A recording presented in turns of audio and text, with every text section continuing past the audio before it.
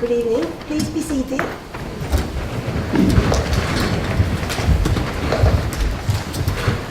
Minutes of the previous meeting. Has anyone had any objections to signing them? No? Good. I also would like to remind you that the meeting, as usual, is being filmed. Do we have any apologies? Yes, Madam Mayor, we have apologies from Councillor Choppy, Councillor Cowan, Councillor Holson, Councillor Jerome, Councillor Eason and Councillor Munro. Thank you very much. Public question time. Sorry, declarations of interest. Tom? Councillor Martin, please. Thank you, Chair. My standard one is my daughter works for a company that does the promotional work for the town centre regeneration. It's non-pecuniary. Is that the same daughter? Same daughter. Laura Blumenthal, please. Thank you, Madam Mayor. I have a question for Councillor Ross. What is being done to improve South Lake in Woodley and specifically the dam? Thank you for your question, Laura. South Lake is a beautiful amenity for local residents to enjoy on their doorstep. As well as grounds maintenance responsibilities, Woking Borough Council is also responsible for ensuring the safety of residents through the ongoing and regular maintenance of the dam. Regular inspections plus site engineer visits ensure that appropriate work is carried out in the interest of safety under Section 10 of the 1975 Reservoir Act. These works are crucial to enable the continuation of regular and thorough monitoring of the site as a whole. The following works have been recently completed. Clearance of small pathways from the bottom to the top of the embankment to maintain a clear access route along the bottom of the embankment. This was to ensure the continuity of regular checks for issues such as animal burrows, seepage, instability, or any signs of irregularity. Health and safety works carried out to all trees highlighted within the recent tree inspection of the area. In addition, screening from the top of the embankment is a concern for residents who overlook this area. We will therefore be erecting a form of screening which will be permanently attached to the inside of the fence to protect the privacy of residents. We hope this will also prevent planting along the embankment which may impede safety inspections. Thank you. And are there any other improvements planned for South Lake? Indeed. In addition, and in response to the local petition, we're working with the South Lake Angling Club to trial a form of chalk treatment at South Lake in an attempt to promote the breakdown of sediment and reduce the odour highlighted by residents. This may also incorporate some reed planting at the appropriate time. We'll continue to work closely with residents and local ward members to ensure that we communicate any works on site and are able to continue to fulfil our health and safety obligations. I'd be happy to arrange a meeting with the council officer dealing with this so you could monitor progress directly. Thank you very much. Thank you. Sean Hannah, please. Thank you, Madam Mayor. The question is for the Executive Member for Planning and Highways, Mr. Kaiser. In order to build their part of the Winners Relief Road, Woking Borough Council will have to use some land by the motorway bridge on the Reading Road, which is owned by the Highways Agency. What is the current status of the negotiations to buy the land? Thank you, Mr. Hanna. The Highways Agency wrote to Mr. John Redwood, MP, still, on the 24th of February 2014, advising that the land was deemed to be surplus to their requirements and with the intention that land be sold to the council for the provision of a relief road. The sale of the land will be at market value in accordance with Treasury guidance managing public money. Do you have a supplementary? Yes, thank you. Mr. Kaiser, presumably this requires some negotiation to reach a price acceptable to both. When last have you had any contact with the Highways Agency?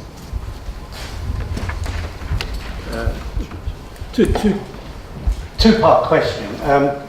Of course, there is always the district valuer who can step in and arbitrate between the two of us. When was the last time? I can't actually tell you. I'll find that and get back to you if that's okay. Sorry. I can't actually tell you the last time we spoke to them. I'll find out and get back to you. Thank you. So you will get a written reply. Thank you. Petitions. Mr. Clyde Jones, please. You have 1 minute to summarize your petition. Thank you very much, Madam Mayor. This petition is signed by over 600 residents of Lower Earley, calling on the Council to support noise reduction measures along the N4 between junctions 11 and 10. On the 26th of November last year, I met with senior people from the Highways Agency. They showed me plans which had 2 lanes of low noise tarmac on each carriageway of the N4. I asked them to increase this to all 4 lanes on each carriageway. I met them again 2 days later and they showed me new plans with all 4 lanes of each carriageway with low noise tarmac. Liberal Democrat success and Liberal Democrat action. By the 6th of November, we had delivered a special A5 focus leaflet to over 5,500 residents in Lower Earley telling them what we've done. Our current MP wrote to the Highways Agency on the 26th of November. He got a reply on the 23rd of January. Too busy with his business interest to follow it up in the meantime. We are now calling on the Highways Agency to put up a full acoustic fence by the side of the motorway and to use noise screening and earth bunding where appropriate. I hope that the Council will support this petition. Thank you very much. You are welcome to watch the rest of the meeting from the public gallery if you wish. Councillor Gilder, please. Thank you. I have a petition here signed by almost 500 residents stating that they wish the Wokingham Borough Council to reconsider their decision to reroute the number 19 bus to include once again Fairwater Drive and Nightingale Road, Woodley. The loss of this service is causing considerable distress and inconvenience to the many elderly, infirm and disabled residents in this area, as this bus was the only direct route to the hospital and the local doctor's surgery. We'd like the council to consider this. Thank you. Thank you very much.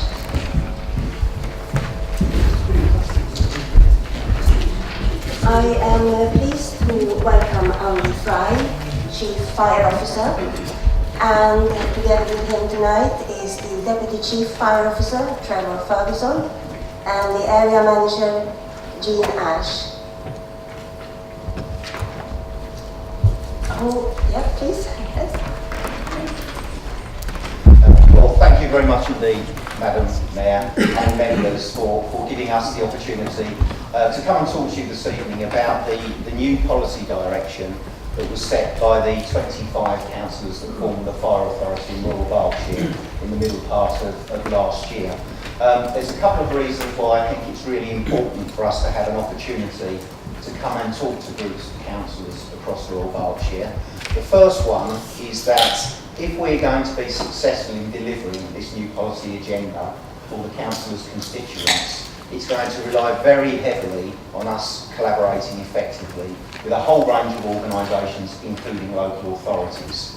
And the second point, which I hope will become increasingly obvious as I talk through the presentation this evening, is that actually there is a pretty significant overlap between the things that the Fire Authority have decided are important for people in Royal Berkshire and the things that you have decided are important for your constituents in Wokingham.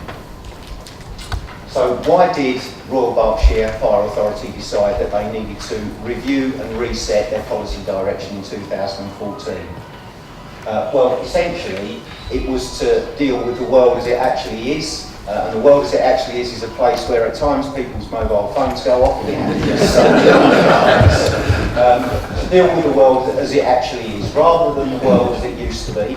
So when I arrived in Royal Berkshire at the end of 2013, the policy agenda that was published by the authority had been set in 2008. And clearly the world of the public sector was a very different place in 2014 to then.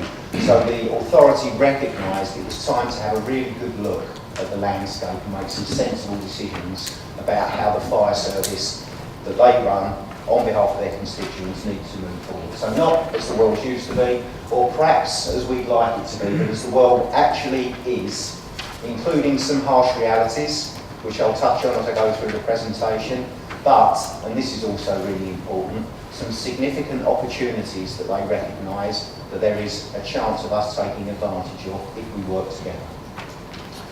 So having had a look at the landscape, the world as it actually was for fire and rescue services in early 2014, the members identified 3 key drivers for change. The first, which I'm not going to spend very much time at all talking about this evening because it's not especially relevant for this part of Berkshire, much more important once you travel down to the rural west of the county, but the retained duty system, the system that we rely on that involves part-time firefighters being available on pages within 5 minutes of a fire station to respond to emergencies in their local area, that duty system has been becoming increasingly fragile for a number of reasons, and we need to work really hard to try and make that sustainable to ensure that we can get fire engines to people when they need help, particularly in the rural parts of the county. The second driver, which I am going to say a little bit more about, you won't be surprised to see there I'm sure, is about the financial reality that we have been and will continue to have to deal with. And then the third, slightly unusual actually in the public sector context, driver for change, is around the reducing demand for the emergency response services that we provide in Royal Berkshire. So as far as the financial reality is concerned, the approach to dealing with Spending Review 2010 has felt a little bit like playing a game of Jenga. If you think about the top layers of the Jenga stack as being frontline services that we deliver, and then the layers underneath being all the infrastructure that you need to support delivery of those services, so HR department, other back office functions, training department, which is really important to us. And during the last 4 years, we've been thinking very carefully about which parts of that stack, which parts of the organisation we can sensibly take away so that we can balance the budget every year, but make sure that the organisation remains stable. And I think it's fair to say, as we approach the end of the current spending review period, that the service has done a pretty good job of that from the Fire Authority. The savings have been made, we've balanced our budget every year, and there has so far been a limited impact on frontline services. And certainly if you look at the outcomes that are important to us, numbers of people who are being killed and injured in fires, road traffic collisions, etc., the picture looks pretty much the same now as it did at the start of the spending review. So it's okay so far. But there are some signs of instability that we're starting to see in the organisation. It's becoming increasingly difficult for us to ensure we have the right number of firefighters to crew our fire engines. We're seeing things like sickness levels creeping up in the organisation as less people are having to do, in some parts of the service, more work. And also 1 or 2 of the projects, the significant projects that we've been managing, haven't perhaps gone as well as we would have liked them to. And that suggests that perhaps the service is just starting to feel the strain. And of course, we know that there are further cuts to come. We're going to have another difficult spending review for the next 4 years. How difficult, it remains to be seen, but we're certainly going to have to deal with the reality of the world being a place where we will see our budgets reduced. Certainly our budgets from the traditional funding sources, government grant and council tax. But what we definitely do not want to do is spend another 4 years playing another round of Jenga. What we're trying to do is to build something different, and that's what I'm going to turn to in a few minutes. So that brings us to the third driver for change, reducing demand for emergency response services. If you look at the pattern nationally, you'll see that demand for emergency response fire and rescue service has been reduced by about 50% in the last 10 years. Now that is a picture that's reflected in Berkshire and then some. Now I do apologise, these figures are probably difficult to see from the back, but they show the trend over the last 5 years. So in 2009, the service was responding to around about 5,000 incidents. 5 years later, we get to 2014, between 2,500 and 3,000 incidents. Now drilling down into the picture in Wokingham, very similar. 2009 we attended 603 incidents, down to 323 in 2014. So within the space of 5 years, a very significant reduction in all emergency incidents. And when you look at primary fires, so these are fires in buildings, which are obviously the fires we're most worried about, the picture has moved from 172 primary fires in the Wokingham area in 2009 down to 89 in 2014. Now that's good news. Why has it happened? For a number of reasons, but substantially because over the last 10 to 15 years, the fire service, I think, has done a really good job in shifting the emphasis away from dealing with the consequences of emergencies once they've happened to investing resources into prevention activity upstream. And the graph that's on the screen in front of you now illustrates the number of home fire safety checks we've done in the Wokingham area in each of those 5 years. So these are people going into the homes of individuals and families who we consider to be at relatively high risk of fire, making sure they have smoke detectors installed, that they've got an escape plan there, and that they have other assistive technology made available to them so that if a fire does start, there's a really good chance they're going to spot it quickly and get out safely. What effect has that had in Wokingham? Well, the red areas are parts of Wokingham where, through using the risk profiling technology that we have available to us, the communities have got characteristics that suggest they're likely to be at high risk of suffering fires. What those home fire safety checks have done is change the picture so that it looks like that. And everywhere there is a green block, it means that a home fire safety check has been done on that premises. So we've moved from a position 5 years ago where there were lots of red areas in the Wokingham area to a position where the vast majority of those areas have now been de-risked as a result of our home fire safety check programme. And that is the main reason that we've seen such a significant reduction in the number of fires that we attend. So that is definitely good news. The news isn't quite so good, of course, in other parts of the public sector where there are very significant increases in demand. You only have to look within local authorities at the demand for adult social care, health care, and you see some of that as a public health authority, of course, safeguarding children, and our colleagues in the ambulance service are seeing an almost exponential increase in demand. Last year alone, a 12% increase in call numbers for South Central Ambulance Service. So the picture is very mixed, and in many ways we're actually an outlier. So that raises a question about whether the Fire and Rescue Service is providing good value for money enough of the time. You could, and some people have, constructed an argument that if you have less numbers of calls, then that automatically equals less firefighters required, and of those that are available, many more of them can be part-time retained firefighters. And I understand that argument up to a point. But the reality is, it doesn't matter how good you get at prevention work, sometimes there will be fires, there will be road crashes, there will be train crashes in Berkshire, and when you get incidents like that happen, you need well-equipped, well-trained firefighters nearby so they can get there quickly and do their life-saving work. That will never change. So it isn't as straightforward as saying less numbers equals less firefighters. As well as the need to get our firefighters to incidents like this quickly, on occasions, like in 2011 when we had the Swinley Forest fire, and more recently last year when we had the wide-scale flooding, not only do you need to get to the incident relatively quickly, but you need a lot of resources, a lot of boots on the ground, and you need them to be able to stay there for a significant amount of time. At the peak of the operation dealing with the flooding in Berkshire last year, we had over 300 firefighters from more than 35 fire and rescue services out right across the UK, up as far as Northumberland, working in Berkshire.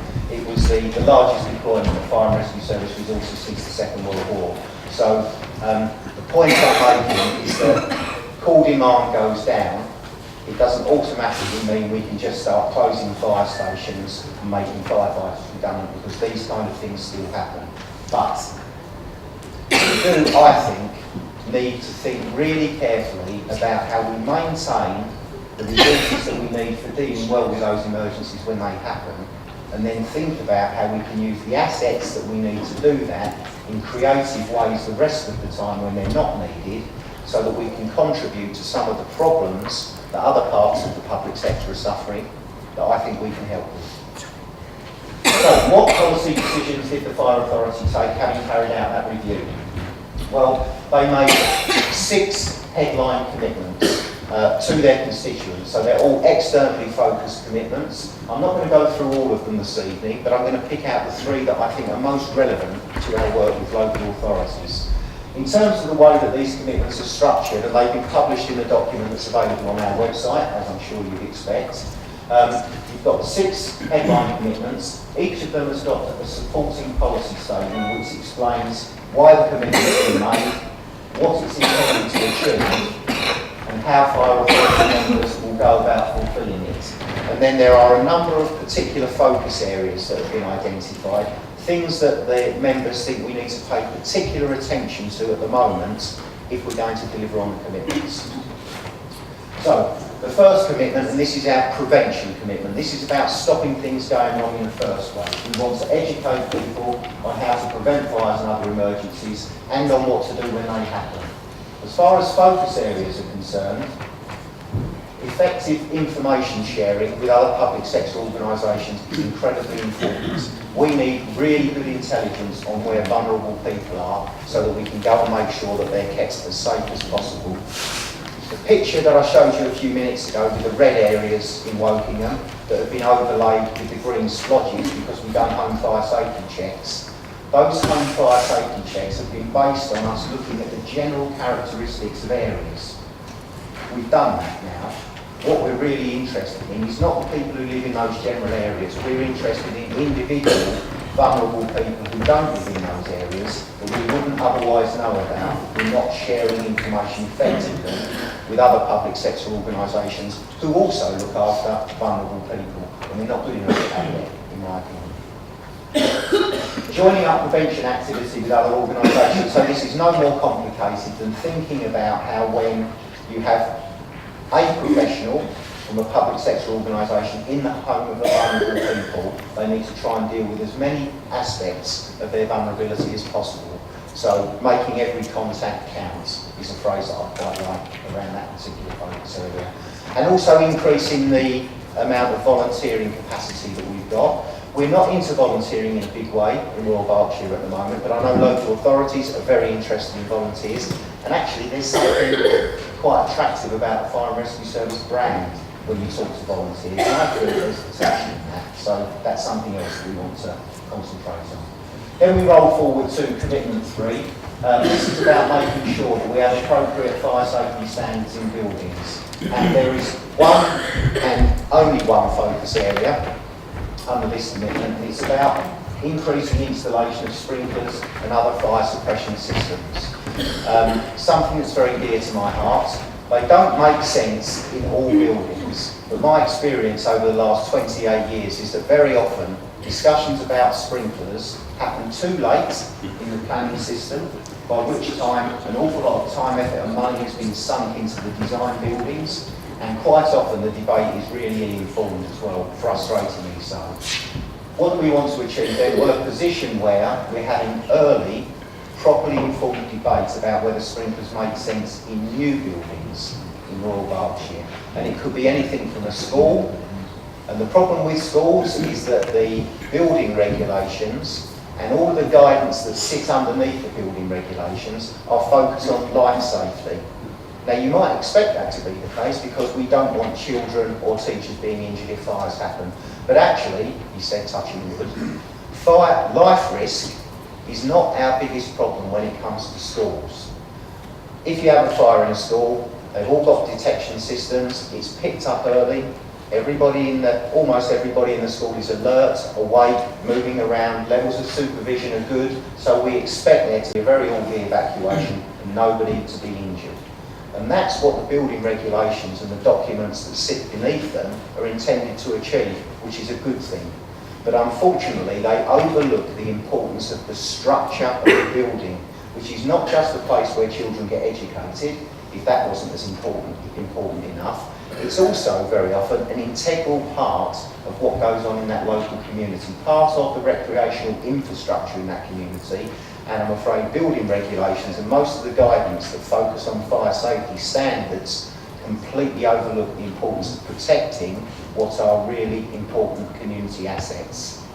Roll right down to the other end of the spectrum, a small home where a very vulnerable person lives, chair-bound and has high levels of care but does spend some time in that premises on their own. If a fire starts in those circumstances, the fire service mantra of get out, get the fire brigade out and stay out doesn't work. It falls over at the first hurdle because they are non-ambulant, they cannot get out of the premises, they can get the fire brigade out, but the only thing that's going to prevent them from losing their life is if we get there quickly. And unfortunately, if you're looking at a vulnerable person in a remote part of the county, we may well not, and don't at times. Well, for a very small amount of money, you can install a misting system, a water misting system in that room, and pretty much eliminate fire risk. And there's not a lot of people that are aware of that technology at the moment. So something really important about early and properly informed debate about what these kind of systems have got to offer, as we all in the public sector focus on looking after what is going to be an increasingly large number of older people living independently in our county. Commitment 4, and this is a commitment that takes the fire and rescue service way outside its core traditional business. It's about a broader safety, health and well-being agenda and the contribution that we can make to that. As far as focus areas are concerned, the first one is about helping South Central Ambulance Service improve its response to medical emergencies in Berkshire. So South Central Ambulance Service is running pretty hot all of the time. Demand levels are very, very high. Demand tends to focus on where people are, and in centres of population there are fire stations with emergency responders available who at times and under some circumstances could very easily go and deal with medical emergencies and in the process save lives. So we're really keen to work with South Central Ambulance Service on that. Raising aspiration, attainment and employability of young people. We have come to learn over the years that there's something really valuable in the Fire and Rescue Service brand in terms of our ability to engage with young people who are making bad choices and contribute to them either getting onto or remaining on a pathway that takes them through education to a point of getting sufficient qualifications to enter into meaningful employment. Now, not our core statutory business, but something that I think we've got an awful lot to offer in relation to. And also improving public health outcomes. Our brand is positive, it's also regarded as physically active, and there are ways that we can work with communities to make them healthier and more physically active, and we're really keen to do that. And finally, contributing to reduction in crime and disorder, and in fact, Councillor Ross and myself are meeting with colleagues from the other fire and rescue services in Thames Valley and the Police and Crime Commissioner tomorrow to talk about how we might join things up better between police and fire. So what have we got to offer? Well, we've got a variety of assets. We've got 18 fire stations across the county, all public buildings, all in centres of population of varying sizes. We've got equipment, our fire engines, all the ancillary equipment that comes with fire engines, around about 450 firefighters who are all attached to what I really do believe is a powerfully positive brand. It's universally trusted, people feel safe and secure with a fire and rescue service brand, and it does inspire children and young people. The other thing to say is that not just in Berkshire, but all over the country, we have now got a solidly improving track record in really delivering fantastic outcomes in these areas of work. In Berkshire, various interventions. The three I'm going to talk to you about, first of all, Firebreak, which is an initiative that we use to build a relationship between young people who are taking bad choices in their lives and the fire service, as a way of providing them with a platform from which they can take a different route and take more positive choices. So that's very much about establishing the relationship with the service, giving these youngsters some recognition for things that they've done, helping them to achieve things quite quickly, working alongside firefighters. And as I say, it provides a platform that can achieve really quite special things in that pathway through to long-term employment. And there's a group of Firebreak students at one of our fire stations would be really ready. The second one is Fire Fit, and this is using the physically active element of the service to work with families who are suffering most often with issues around obesity, particular focus on childhood obesity, but you do have to take a whole family approach with that because it's very often down to the way that the children are being parented. So it's a whole family approach to deal with making people fitter and healthier. Fired Up, this is educationally orientated. This involves firefighters working alongside teaching staff in the school environment to raise aspiration and attainment. They do that in 3 ways typically. First of all, we'll run a fire break programme with some children in the school to establish the relationship. Then the firefighter will work in the school for usually 1 day a week alongside the teaching staff, mentoring young people who are struggling to stay in touch with education, running cadet programmes for mixed ability groups of children in the school who then do voluntary type work around the school campus. And the third thing that the liaison officers do is they work alongside the teaching staff in the classroom on the core curriculum, particularly around the PHSE, the good citizenship part of the curriculum. And one of the very powerful things that we've discovered through this work over the years is that for some of the children who are not doing particularly well at school, they're not turning up as often as they should do. When they do turn up, their behaviour is not as good as it should be. They may not see the relevance of what they're being asked to do when they're at school. If they're in a second or third generation unemployed family, the things that they're being asked to do when they're at school don't automatically correlate with some of the things that they see the adults spending their time doing when they're not at school. But if you give them some insight into the job of a firefighter, they may well never become a firefighter, but they can see very quickly that numeracy, literacy are important if you're going to do that job. And for some of them, it makes a link between the things they're being asked to do when they're at school and something they might like to do when they leave. And some of the results of that programme are remarkable in terms of reducing truancy rates, improving aspiration and attainment, dealing with gang culture. There's a really long list of things that are achieved as a result of bringing the brand of the Fire and Rescue Service into the school environment. And I'm just going to share with you a couple of examples from my own personal experience, not in Berkshire but in Suffolk, where I worked prior to coming to this county. So this is an extract from a letter that I had from a mother whose family has been on the Fire Fit programme. And what she says is, John the firefighter and his team have been key to helping us as a family to understand about nutrition and exercise in a safe, caring and healthy environment. Between us, we've lost 3.5 stone since the course began in September, which was 8 weeks previously. And my stepson Tom now has the confidence and self-esteem to play football with the local team and feels more able to participate in exercise at school and go to school, as a matter of fact. This is an example of what we've had happen with the Fired Up initiative. So this is the firefighter working in a school environment. And this is an extract from a report that was produced 12 months on from introducing this programme into the school by the team who were working with some of the youngsters that were struggling to stay in touch with mainstream education. So the young lad who's described here as Child A, when Child A met Tommy the firefighter, he was living at Woodman's Place Children's Home. A was not attending school at a critical time in his education and was struggling with family issues, including a court case. So that was the starting point when Tommy the firefighter met this young lad. A year on, the young person has since returned home to live with his mother for the first time since he was 7 years old, bearing in mind he's 15 when this is written, so he hasn't been at home for a long time. Tommy's been able to touch base with him regularly and reassure him when he's been anxious. He's returned to full-time education and has been attending college as he should. He looks much happier and settled and should go on to achieve his potential at the end of year 11. Now the contrast between the prospects that child had at the end of that process and the prospects he had at the beginning is huge. And that is really worth something, I think. And this is not an isolated case. There are lots and lots of examples of this kind of outcome being achieved through investing a relatively small amount of money in these kinds of initiatives. And it's something I'm really passionate about.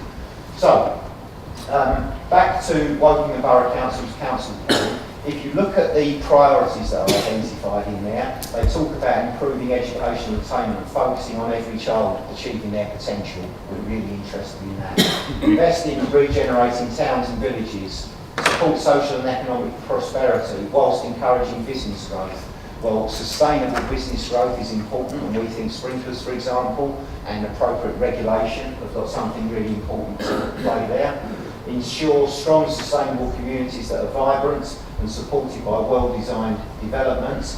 Yeah, well-designed development for me at times will include fire suppression systems, and I would very much want most communities to have a fire station at the heart of them that is seen as being a real asset in the local communities. Having battled to get down the A329, I'm not entirely clear what we can do about tackling traffic congestion personally, but I know that you're all working very hard on that.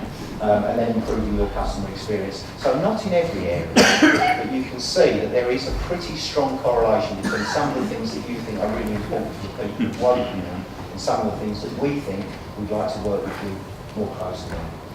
Thank you.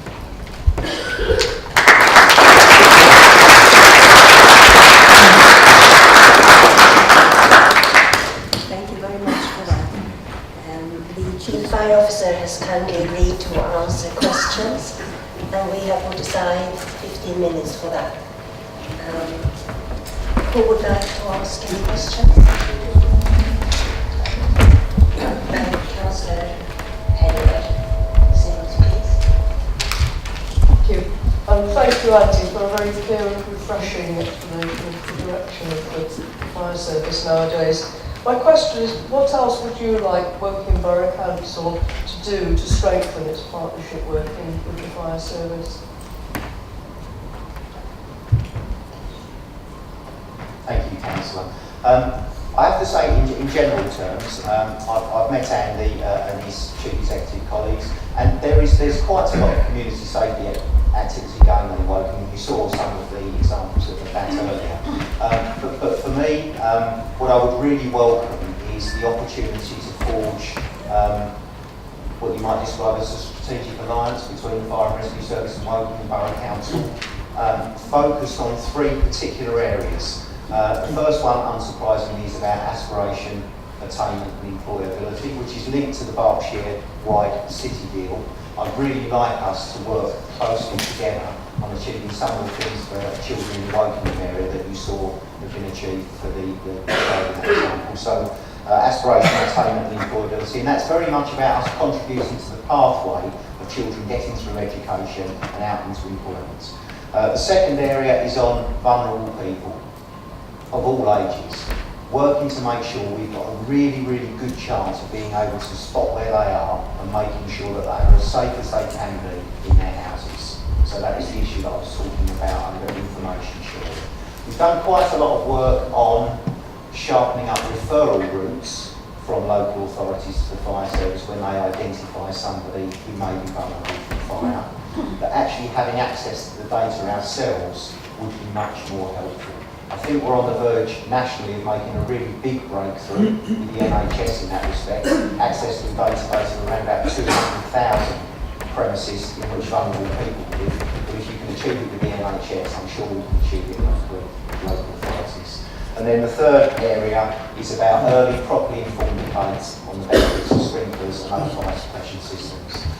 Being able to have those well-informed discussions early enough in the planning system to make sensible decisions, I think will lead to a much larger number of premises being, you pretty much design out fire risk if you can build sprinklers in a construction phase. So that they'd be the things to make council on.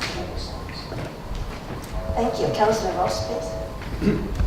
Thank you, Madam Mayor. Chief, thanks for that, and you largely answered the question that I've registered, so I've got a supplement already.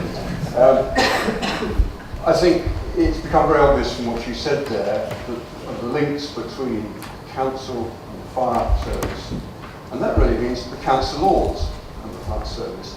And so my question is, could fire officers work with us to link councillors with their local fire stations? We have the odd situation in Wokingham that we have Wokingham Fire Station and Walgrave actually in the borough, but adjoining but not in the borough. We've got Ritchie Wood, Wokingham Road, Bracknell, Crowthorne. and really they serve and are linked with communities in this borough. And I wonder whether we could develop something there. Yes, thanks, Councillor Ross. I absolutely do think so. We're working to try and position fire stations as being assets in the heart of local communities. I think if you travel around Berkshire and look at many of our fire stations, they look fairly inhospitable places, certainly quite uninviting places, got big steel gates, big red doors, and people tend to only see the people that are in there when the doors open and the fire engines come out with the blue lights. We want to change that so that they are very much a community asset within which lots of different activity goes on that involves the local communities.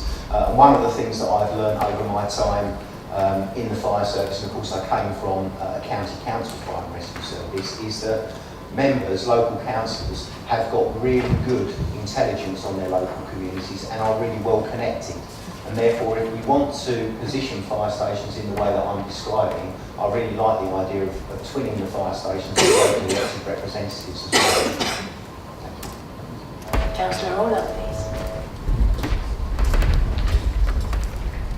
Thank you. I'd like to talk a bit more about education. I'm assuming that most of the work that you do is in secondary schools, and I wonder if there'd be any benefit to working with younger children, as we're seeing many more problems with younger children in our primary schools these days. The short answer is yes. You're right. We tend to start with a secondary school, and then we move to working with the feeder schools into that secondary school. So it's almost like a hub and spoke type approach, where we do some work in the hub to establish the relationship and to start the work, and then we grow it from there. There is often a degree of suspicion about whether it will actually work. And in fact, when we introduced the idea in Suffolk, we introduced it on a sale or return basis. So we said to the schools, we're so confident this is going to make a positive impact in your school that we will pay for it for the first year. And then at the end of the first year, let's have a look and see what we've achieved.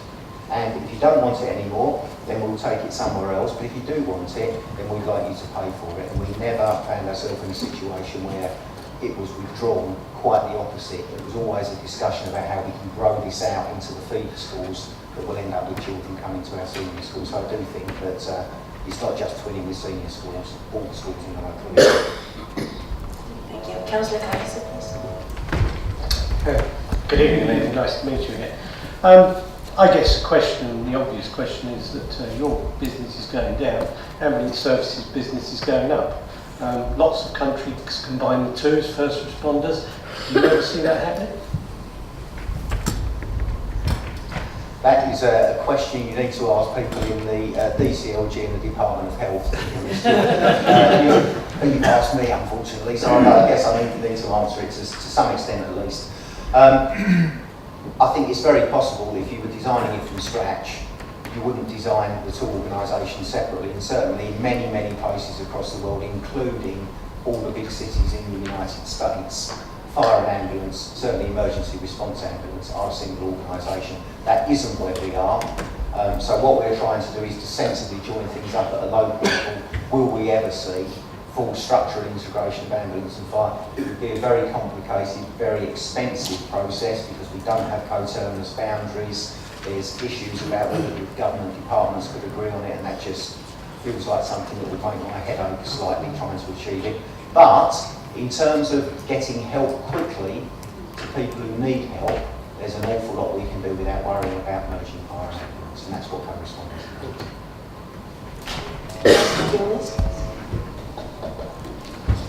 Thanks, definitely very informative presentation. I was just thinking that in the public sector, recruitment is a major issue.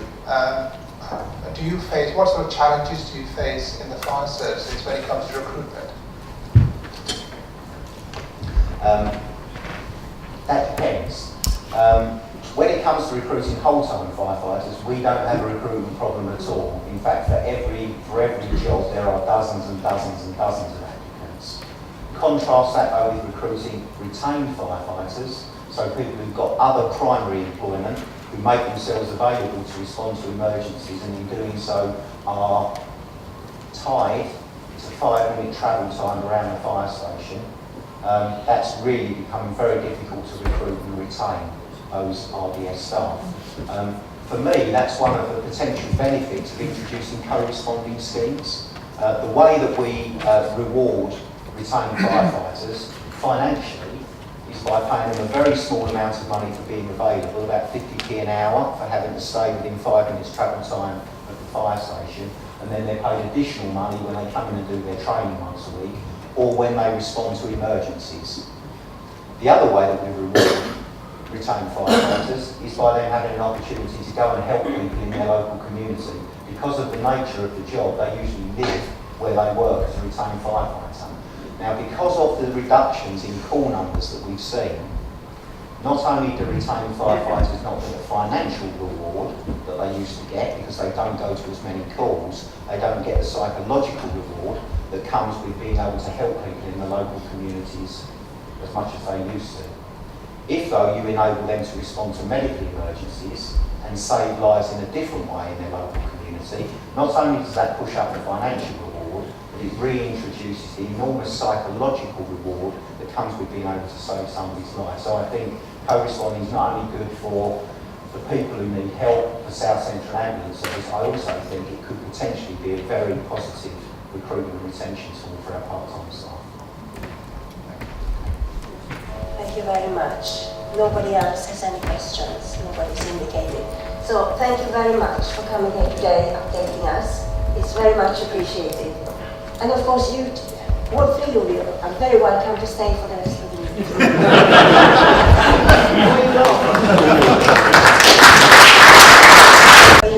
Councillor Kate Gaines, and her presence today means that the agenda item 81 is now withdrawn. So we go straight to agenda item 82. Councillor Holton, please. Thank you very much, Madam Mayor. When I was given the draft copy of this report to read, I was truly amazed as to how much work the 5 committees have got through.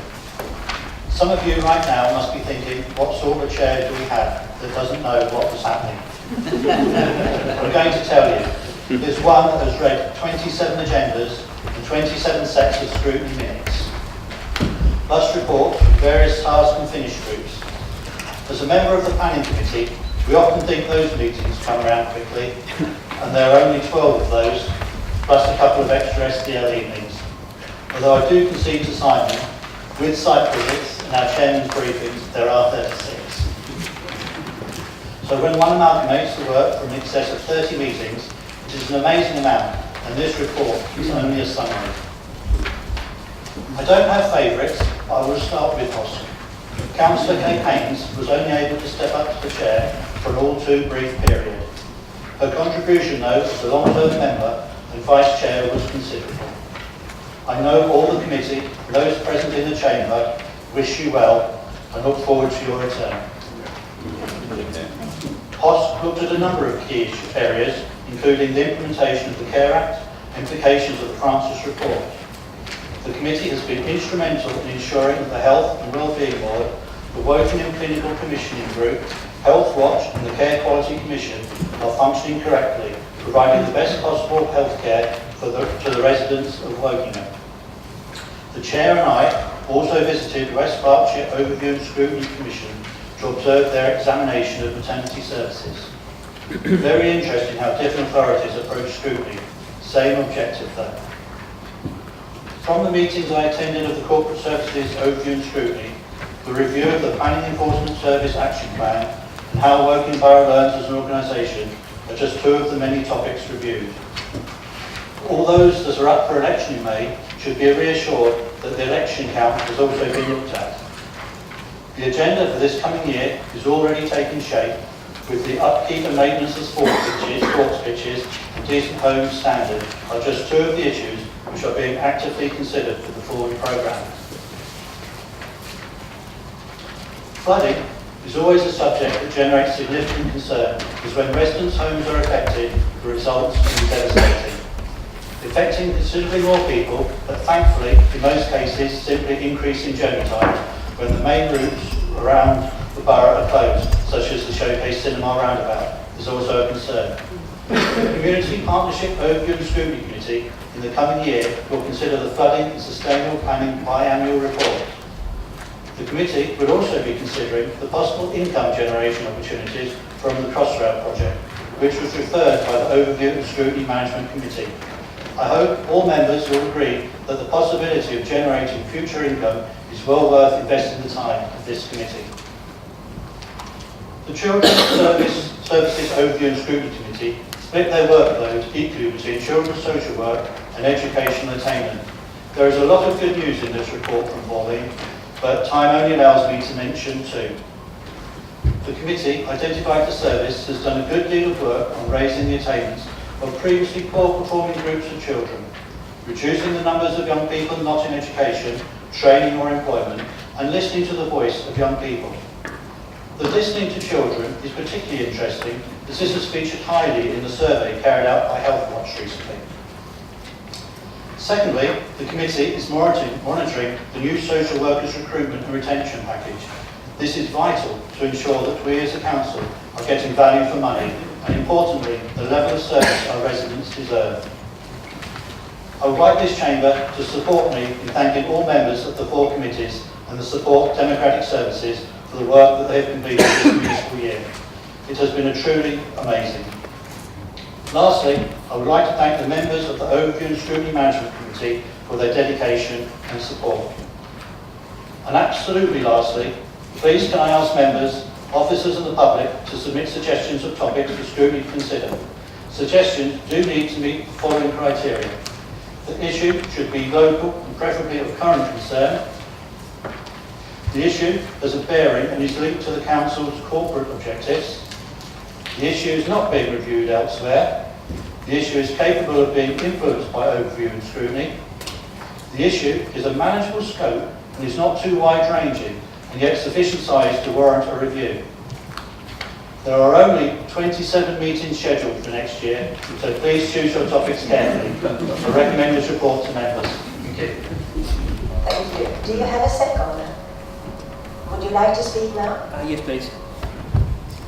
Thank you, Madam Mayor. I'd just like to make it very, very brief. I mean, Councillor Harmon gave an excellent review about it, but really I'd just like to thank all the hard work of all the members and officers. This is an excellent report and I recommend it to the Council. Thank you. Anybody else like to speak? No? So let's go straight to the vote. For those in favour, please. Anyone? Okay, so that's a lot. Thank you very much, sir. Let's move on to the Health and Wellbeing Board. Councillor Baker, please. Thank you, Madam Mayor. I'm standing in for Julian, who unfortunately couldn't make it here.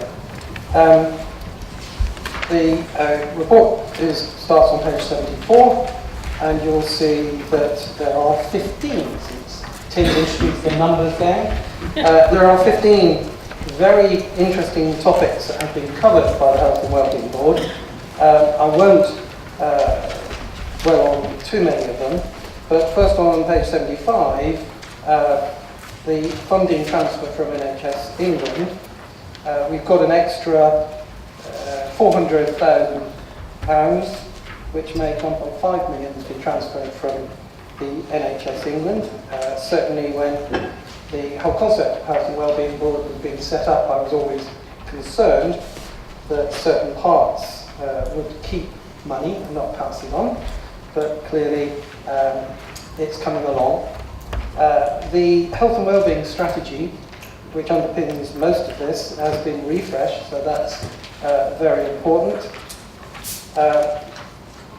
The NHS 5-year forward view has also been discussed, and there are plenty of other strategic plans in here, and that's what you would expect. This started in 2013, April 2013. The first year is sort of really finding the feet, and in the second year you'd start to see a lot more strategic papers, etc.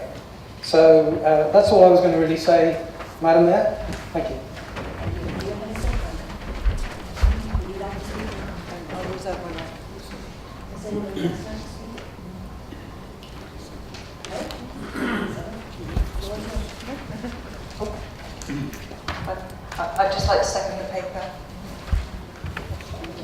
All those in favour, please show. And that is everybody again. Thank you very much. Councillor Anderson, please. Thank you, Madam Mayor. I would like to report on the key activities of the Audit Committee over the last municipal year. It has been a good year on the committee. I would like to thank committee members, officers and Ernst & Young for their hard work this municipal and financial year, which we are about to close. We have had some big changes on the Audit Committee this year with the implementation of the shared services with the Royal Borough of Windsor and Maidenhead, which has been going well so far. And also we've had the removal of our successful benefit fraud investigations handed over to the Department of Work and Pensions, which can be viewed as somewhat unfortunate, as this was a very successful area of the investigations team within the Audit Committee. We are also continuing our work for our own improvement on the Audit Committee with training for members, of which these are open to overview and scrutiny as well. We have had members in attendance as well, so once again I invite members of the overview and scrutiny panels to come to these training meetings when we have them. I've also met with the Chairman of Management Overview and Scrutiny twice this year, and we are continuing to work together to make sure there are areas that committees can cover.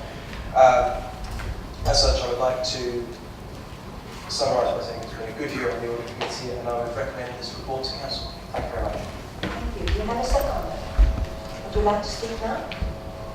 Yes, I would like to second. And just to say thank you to the officers for your responses to our friendly and sometimes not so friendly challenges during the year. Thank you. Thank you. Does anybody else like to speak? No? Right. All those in favour, please show. Thank you very much. That's everyone again. So we are moving on to agenda item 85. Councillor Stanton, please. Hello, good evening, Madam Mayor and members. Page 84, in my own highlights in the agenda, outlines the work of the Standards Committee and some of the work we've undertaken in this last year. The Standards Committee, of course, remains and needs to pursue high standards for councillors in their vital leadership roles in their local communities, and to support them as and when needed. And we try to do that. Pages 86 and 87 outlines the complaints and issues we have tackled this year, the statistics, all of which are carefully considered by the monitoring officer, the independent person, and when needed, the chairman of the Standards Board, and indeed the Standards Committee. It is and can be a complex process, and it can of course cause concern to individual members if they're involved in a Standards Board problem. One reason we are looking currently to see if we can bring some improvements to make it clearer, easier and less forbidding. Declarations of interest, or may I say the lack of it, continues to be the key matter that raises a number of complaints. And as last year, I urge all members in this chamber to be very mindful of this area and take advice from the monitoring officer or legal team if you have any doubts about matters of interest. And I see Tom nodding in agreement because he could be a shining example. Only good. Happy with any chance. You're glad I'm back here tonight, Tom, aren't you? Sorry, a little pork pie or something. It only really remains for me to thank the members of the Standards Committee who have been very supportive of me and the board and the monitoring officer. We have had one or two tricky issues. We had one hearing this year, and the support I had from members from both sides of the House in that difficult day and that difficult issue was superb. And I would like to place a record of my thanks to them and to all the members. the officers who give us very good support and continue to tell me when I'm going wrong. So, without any further ado, I just recommend this paper to council, and I hope you can all agree with that. And we do have a second, but I think it's the Vice Chair. Do we have a second? Would you like to speak now? Thank you, Madam Mayor. Just very briefly, but I would like to reiterate Councillor Stanton's comments about declarations of interest, because it is an area where things do tend to go awry, and particularly to draw members' attention to the fact that there is going to be some training on this later in the year, and I do urge all members to go to that, because it can be complicated and it's so easy to forget exactly what you've got to do when. So please look out for that training and make sure you get to it. Thank you, Madam Mayor. Does anybody else like to speak? No, let's go to the vote. Those in favour, please show. That's everyone. Thank you very much. Moving on to reports from members who would like to sign on this. I propose that the reports received are circulated in the agenda are noted. And I would like a second comment for that, please. Thank you very much. Does anybody like to speak?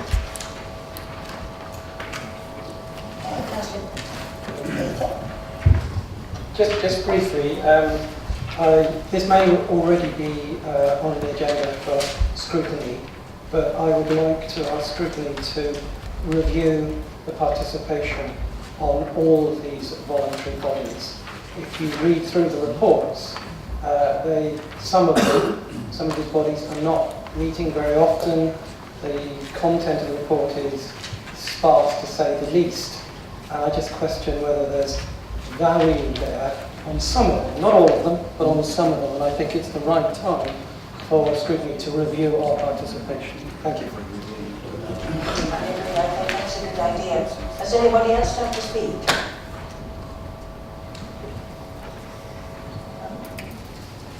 Thank you, Madam Mayor.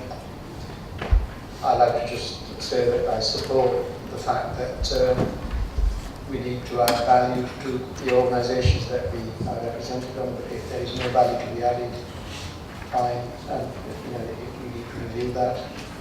And I'd like to support the proposal that the reports be circulated. Thank you very much. All those in favour? Oh, sorry, Councillor Gray. I didn't think I was going to remain quiet all evening, did you, Madam Mayor? Just to say two things that we do. I think it might have been me that suggested it this time last year that Scrutiny looked at this. They have been looking at it. I think it is a valuable thing to do. And so we would agree with that. And I'd also like to congratulate everybody, because I think this is the most complete set of reports that we have ever had on the agenda in the March meeting. So well done to the officers and well done to all the people who have prepared their reports. Thank you very much. Anybody else like to say anything? Those in favour, please show. All in favour, thank you very much. Now, we are coming to what we have all been waiting for. The statements by the leader, executive members and deputy executive members. Now, please note you have a total time of 20 minutes and none of you will be allowed to speak any longer than 5 minutes. Councillor Baker. Thank you, Madam Mayor. I'll try and be as brief as possible.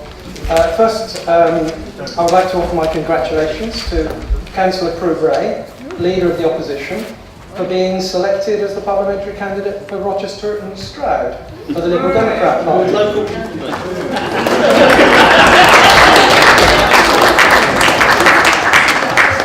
As Leader of the Opposition, she has a vital role to play in this council in questioning the actions of an administration.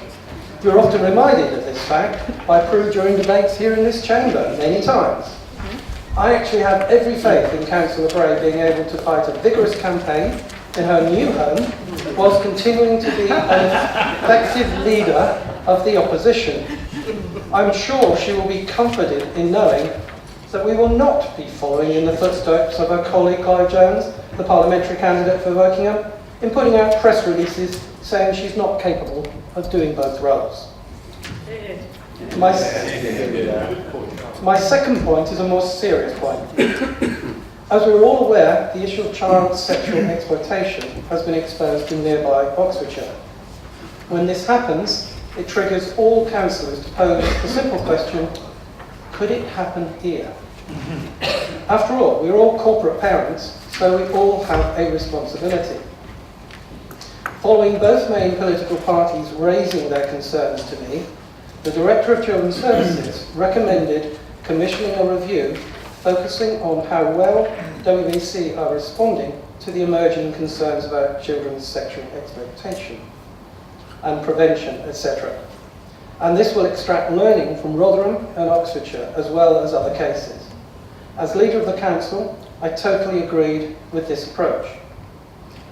This was communicated to the opposition on the 9th of March and included a request for a nomination from them for a councillor to work with the lead member in defining the terms of reference. Now, children's sexual exploitation, or CSE, is such a serious issue that it has absolutely no place in party politics. So I was surprised that after this communication, which agreed to the opposition's request, there was a flurry of activity by them over the following days. A website article, personal calls to the press, and now we see a question to the executive meeting on the 26th of March. All repeated this same request for this review. And all this is many days after they had the answer. Now I know that Councillor Bray will say this is all legitimate because it provided transparency. But transparency should not be selective.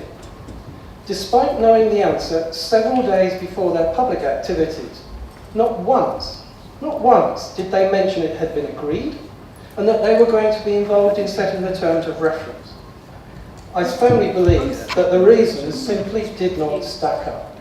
Thank you. Thank you very much. Councillor Matthew, please. Excuse me, I think there was a reference there to something which I think does need response. Reference to any individual, sorry. No reference to individual. Well, it was inference. Councillor Matthew, please. Thank you, Madam Mayor. The last month has been an incredibly important month to town centre regeneration. We've successfully secured planning consent for the new shops in the public square at Beach Place and have been talking to our residents about our other proposals for Wokingham Town Centre with positive results. We've just finished consulting on our proposals for the new Carnival Leisure Hub, where we'll be extending the existing sports centre with new indoor halls, a new bowling alley and a multi-storey car park. We are currently consulting on our proposals for Elms Field, where we remain committed to giving residents a greater variety of shops in the town, leisure facilities such as a new boutique cinema and a substantial new town park. Talking to our residents remains at the heart of what we do, and we'll be continuing to work with them as we move forward. With opportunities to discuss detailed design elements such as the approach to shop fronts, signage and landscaping, as well as the design of the town park and play area. Our joint work with the Town Council on the refurbishment of the town market square is coming on at a pace, and announcements of these proposals are expected within the next few weeks. Now, moving on to communities. Community development and tenant services continue to strengthen their partnership work by delivering community summer fun days. Dates are currently being finalised across the 5 areas. The Berkshire Youth and Centre Forward event is taking place on Saturday the 11th of April at the Rainbow Centre. The main aim of the event is to engage with local young people, providing a range of age-appropriate activities. It will also provide an opportunity to consult with young people in order to find out their needs and wishes. At Shinfield, an Easter holiday trip to Paradise Wildlife Park is taking place on the 16th of April. This facilitated by the Community Development Service, supported by cross-service working with tenants, public health and children's services. 70 parents, carers and children are already signed to attend. The Community House Garden project, supported by Brunel University, is set to commence during late spring, and this project will provide a garden to be used as the community development. At Norris, Tag Rugby started with 10 young participants already signed up for the second session. Lifelong Learning will also provide cooking with 11 learners, and the popular Make and Take arts and crafts sessions are now scheduled during the Easter holidays. Gores Ride are offering the San Martin's Golf Extreme project, providing local youngsters with the opportunity to access golf facilities. This is now confirmed and scheduled for the end of April, May and June. Their forum there meets again in March and is discussing waste and recycling. In Woodley, the partnership with Emmanuel Church is developing activities for young children and includes five-a-side football at goals. An intergenerational event at Alexander Place in partnership with South Lake Primary School Junior Wardens is also happening on the 24th of March. This to include fun and physical games. Something for all. And now, Madam Mayor, I'd like to pass to my Deputy, Mark Ashford, to cover other elements. Thank you very much. Councillor Ashwell. Thank you, Madam Mayor. Thank you, boss. As Deputy Member for Regeneration and Communities, it's my pleasure to give you a brief highlight of my two standalone responsibilities, asset management and the voluntary and community sector. In asset management, we've embarked on our asset review programme. This effectively is a massive audit of £714 million worth of assets borough-wide. This has enabled a very positive engagement with our towns and parishes. It's not been without its challenges, but our mission is to engender the collaboration of local government and community for the benefit of all. I can report that this assets review programme is nicely underway in Woodley, very nearly complete there in fact, early just begun, Twyford to follow, and a programme to include all of our towns and parishes is being formulated. The aim is to produce proactive recommendations for all of our borough assets. We've also experienced the really positive byproducts of regular interaction with our environment and children's services colleagues, where a lot of our assets are actually managed.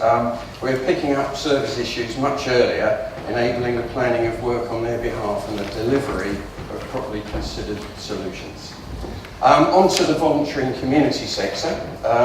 This has been a very welcome new responsibility to our portfolio, and as such we're looking to create better and stronger links between the voluntary and community sector and the asset management element of our portfolio. We've instigated a review of the social return on investment gained from organisations we give grants to. This should make sure our money hits the right spots. This in turn will help with our mission to match the borough's assets to the community we all serve. We're making progress in our ambition to have a very different type of conversation with the voluntary and community sector. Our aim is that we want the voluntary and community sector to become active partners in both the design and the delivery of services and support of our Wokingham communities.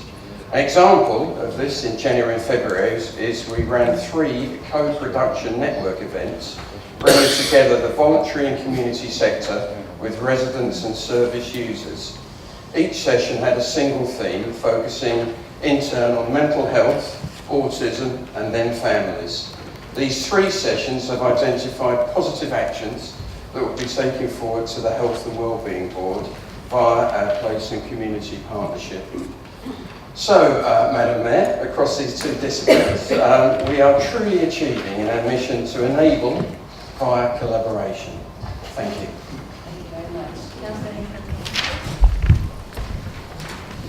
Thank you, Madam Mayor. Firstly, I'd also like to add my personal congratulations to Councillor Bray on her recent selection as parliamentary. What is going on? Candidate. On the breeze you then slapped you, that's better. On the nice party.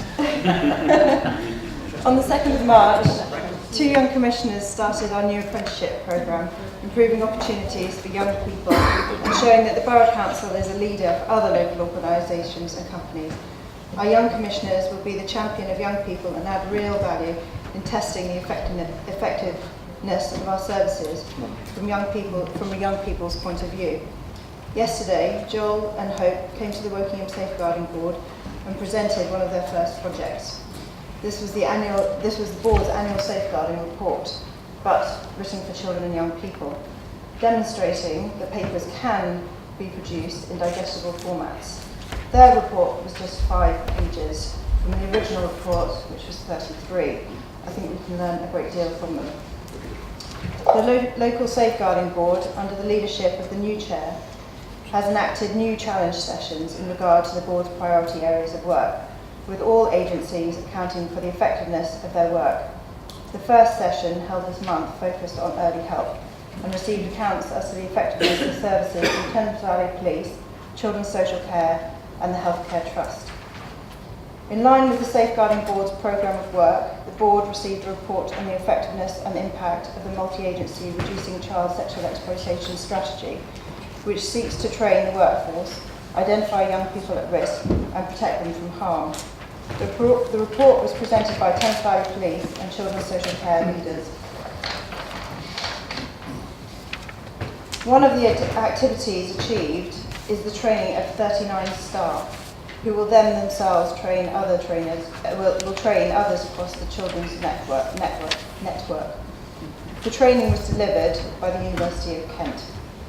The Child Sexual Exploitation Strategy Group have commissioned a programme of awareness raising, which has included visiting a large number of primary schools, speaking to 4,270 pupils about exploitation.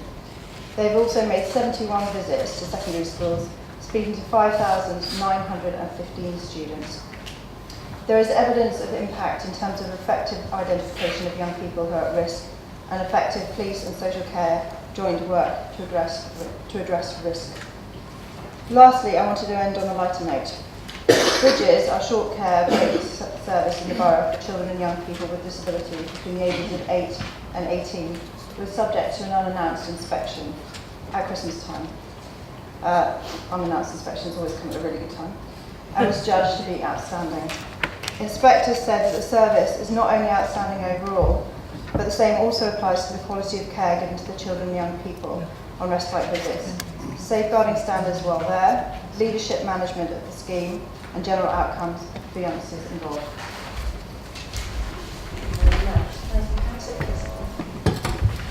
Thank you, Madam Mayor. I've got two items that I'd like to talk about. One is the Social Housing Decency Programme. As you know, about 2 years ago we bought all our council houses that we thought we owned back from the government, about £90 million. We have now completed 820 new bathrooms and kitchens so far this year, and we're 191 over target. It is estimated we will complete another 100 in this financial year, which will mean we will meet the full target for the government grant.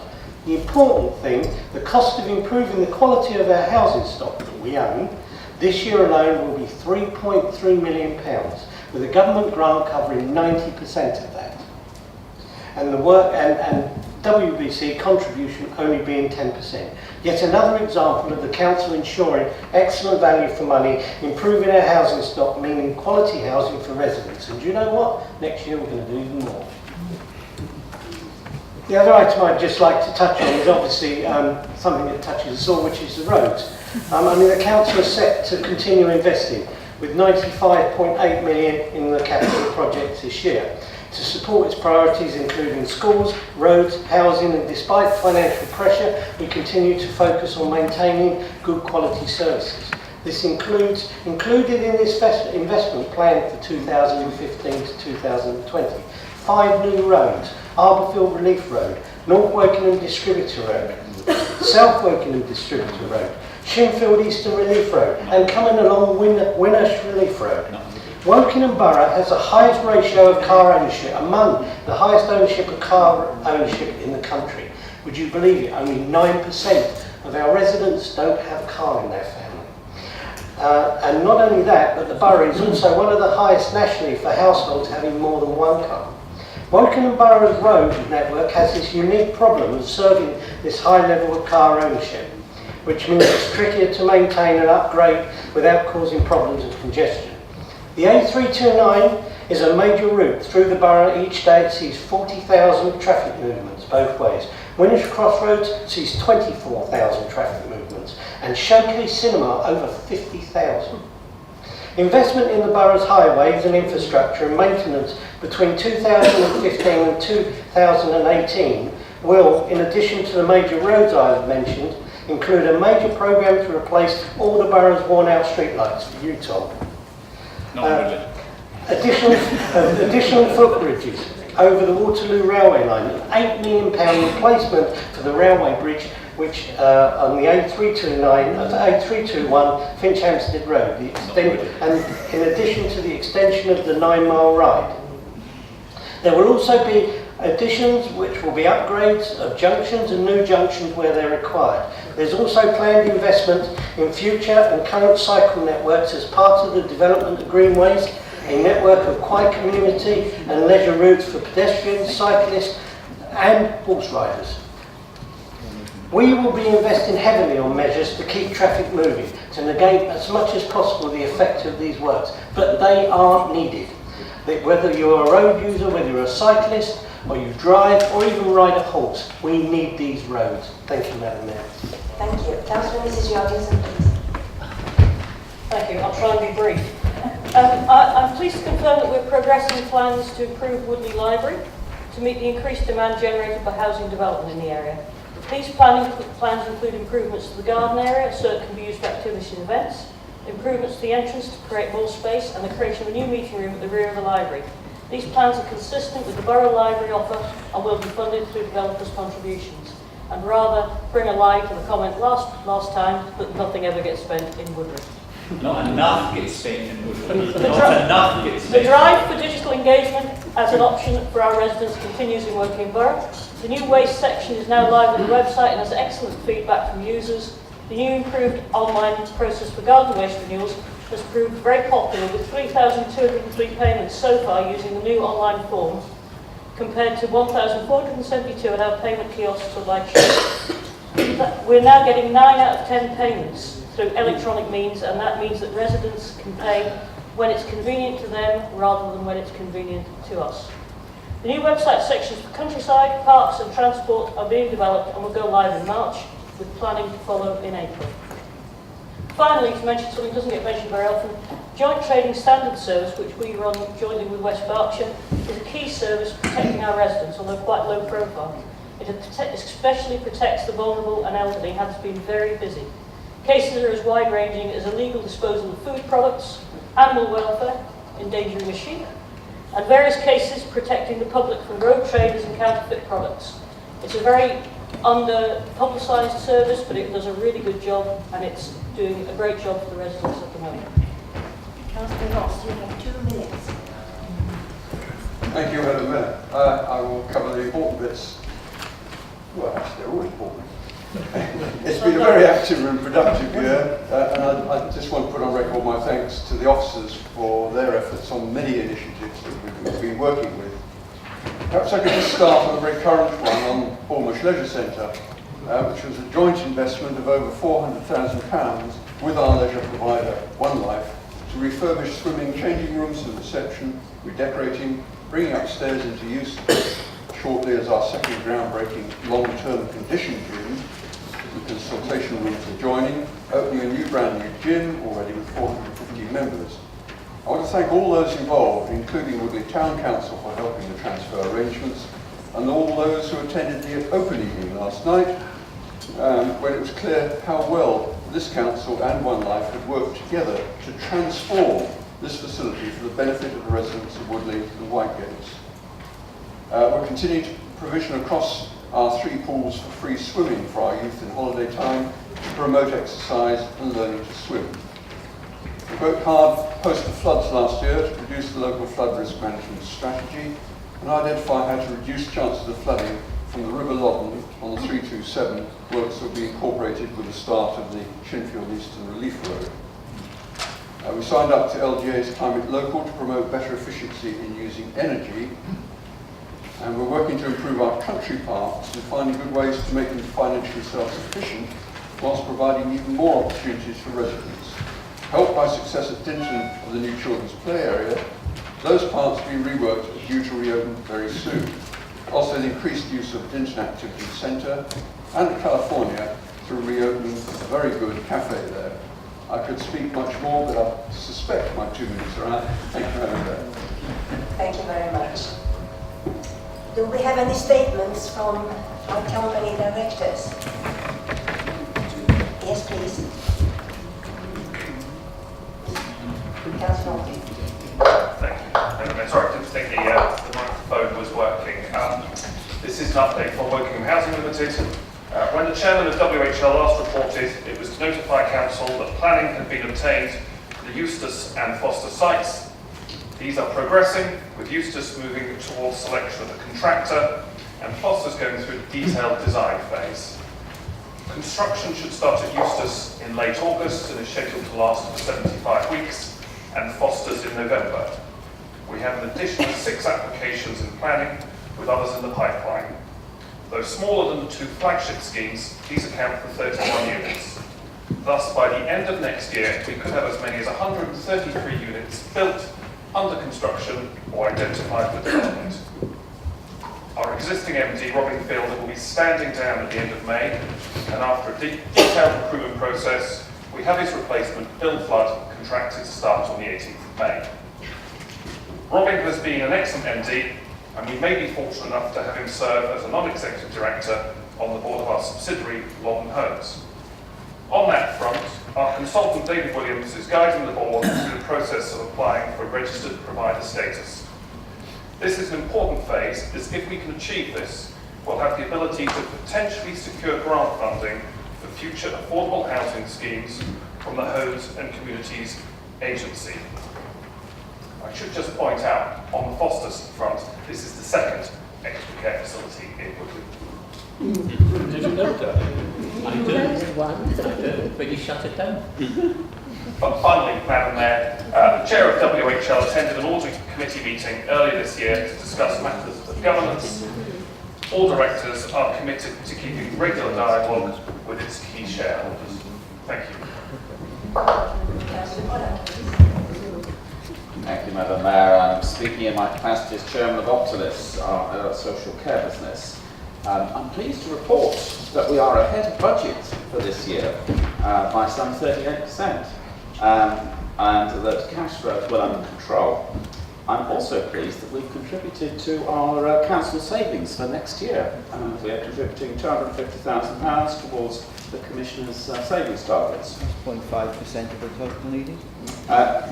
We are making significant progress in connection with recruitment of more staff, because we need them in order to be able to expand the business. We're doing a lot of work with recruitment. Our staff retention is better than similar businesses in the borough. On the business development front, we have won a contract to provide extra care housing support in the neighbouring borough. And we are also advising a Labour council somewhere in the north of England on the setting up of a local authority trading company. So we are using the lessons that we have learned to generate extra income. And we're also working with the Commissioner and working with our council in connection with other services that we might assist the council with. We've been working particularly in the last few months in developing our partnership, working with the Commissioner and his team, and it has been working particularly well, and I look forward to that continuing. Thank you. Thank you. Does anyone else have any reports? No? Okay then. Member question time. And for those who are members of the public, I'd like to explain that there is a period of 20 minutes allowed for members to ask questions submitted under notice. But, of course, supplementaries are allowed. So, Councillor Holsworth, would you like to start, please? Yes, ask the question that's in my mind. Thank you very much for the question and the opportunity to explain what this is about. Pinnacle People delivered 2 contracts on behalf of Job Centre Plus. The first was mandatory work-related activity, which offered a 4-week placement for 30 hours a week. The second contract was a community work programme, which offered a 6-month work placement for 30 hours. On the first, there have been 534 starts at the projects. Around 60% of these starters sustained work for the 4-week period. On the second, there have been 283 starts, which have led to 20 jobs, 4 of which have sustained beyond 6 months so far.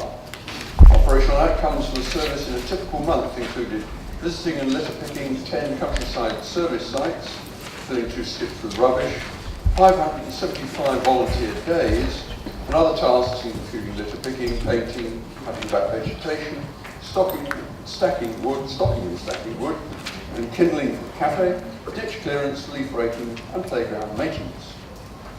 The partnership programme has supported the long-term unemployed gain workplace skills, in some cases sustainable jobs. In addition, have made a significant improvement to the local environment. A downturn in client referrals means the programme ended on the 8th of March this year. I would like, therefore, to take this opportunity to thank people for their work to support long-term unemployed people in our community and the productive partnership working with this Borough Council. I'd also like to thank Council Officers Andy Nichols and Lucy Jellis for their hard work in ensuring that the project was a success. Also, David Lee for his efforts to establish the programme and the initiatives when this was first discussed. We'll continue to research ways in which we continue to help our long-term unemployed and vulnerable people in the borough. We believe that environmental enhancement programmes are a positive area to concentrate on. Thank you. Any supplementary? No supplementary. Thank you. Councillor Tomley, please. Thank you. Where in the capital plan is the money for the Twyford Community Hub?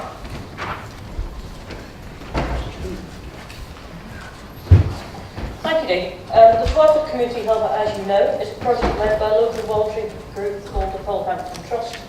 The Trust owns the old Polehampton Boys' School in the centre of Twyford, and is this building that Trust wants to renovate and extend to become a community hub. Within the community hub, the Polehampton Trust has indicated that they could provide an alternative location for the Woking Borough Library within Twyford. They also have designed in space for the History Society, the Theatre Club, and possibly the Town Councils as well. The options being considered as part of the Council's asset review programme that Mark mentioned recently, which includes potential utilisation of capital and revenue resources that could be generated from maximising the value of the current library site, should the library services be relocated within the community hub.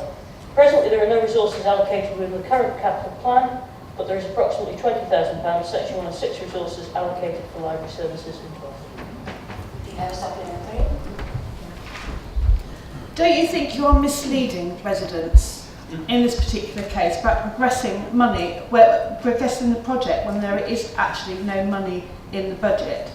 Or is this just a case of smoke and mirrors? We're certainly not misleading the public. We've been consistent in discussions with the various stakeholders in the group that this is a joint project. The Borough Council have been very supportive in terms of planning and in terms of supporting the mechanism around the meetings. We need to get to a joint agreement about the library and the Polehampton site as a whole. We've been consistent with them throughout that this is a joint venture, it's not just a replacement of the library.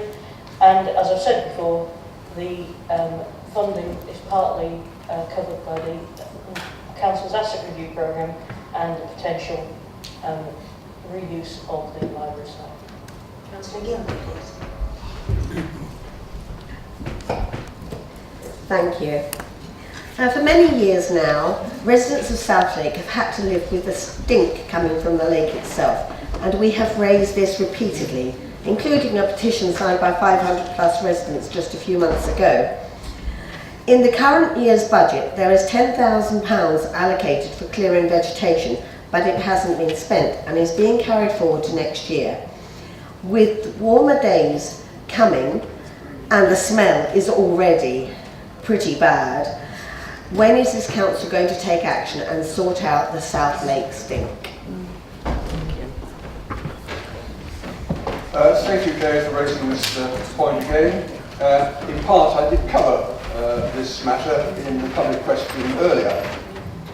Although 2 visits from our Environmental Health Service observed no notable issues of odour from the lake, the Council does recognise this is a concern for local residents. After much investigation and discussions with local residents and yourself, the proposal is first that all debris and stagnant vegetation is cleared. Following this, a boom is to be installed across the lake, which will prevent leaves migrating to that corner of the lake, preventing build-up of leaf sediment. Subsequently, a maintenance regime will include an annual chalk treatment that will also break down any future deposits. It's hoped that this will eradicate the issue, but the area will be carefully monitored and future maintenance may be adjusted to meet the needs of residents and you. This has been funded from revenue budgets. Health and safety works relating to the recent report and the recommendations by the supervising engineer included vegetation clearance and tree works, and an element of this funding may be carried forward into the new financial year. Do you have a second? Thank you, yes I do. 14 years ago this lake was maintained regularly by just one man and there was no smell.